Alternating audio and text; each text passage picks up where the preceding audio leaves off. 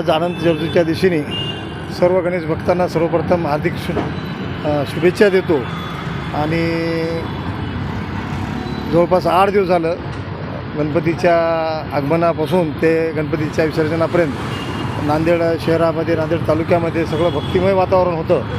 आणि आज मी राजेश भाऊराव पावडे, कार्याध्यक्ष काँग्रेस कमिटी ग्रामीण नांदेड, आमच्या वतीने ITI इथे आमच्या जनसंपर्क कार्यालयाच्या समोर आम्ही सर्व गणेश भक्तांसाठी महाप्रसादाचं खिचडीचं आयोजन केलं आहे।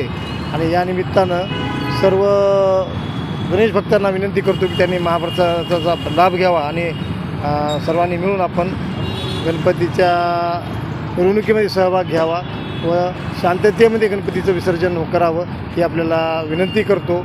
आणि गणेश भक्तांना त्याच्यानंतर सर्वांना शुभेच्छा देतो। धन्यवाद।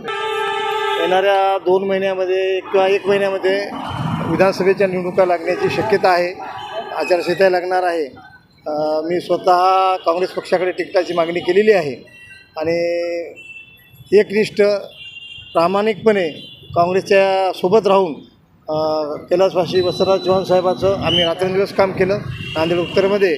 त्या अनुषंगानं साहेबांनासुद्धा जवळपास 58,000पैकी 40,000ची लीड नांदेड उत्तरमध्ये मिळालेली आहे।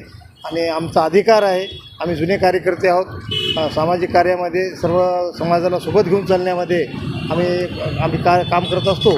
अनुषंगानं काँग्रेसलाचं जर तिकीट सुटलं तर माझा दावा आहे की मला तिकीट काँग्रेसचं मिळावं। आमचं काही म्हणणं इच्छुक आता काय कसं जेवढे इच्छुक आहे त्याचा अर्थच आमची एवढी काँग्रेसची लोकप्रियता वाढलेली आहे की त्यामुळे इच्छुकाची संख्या वाढलेली आहे।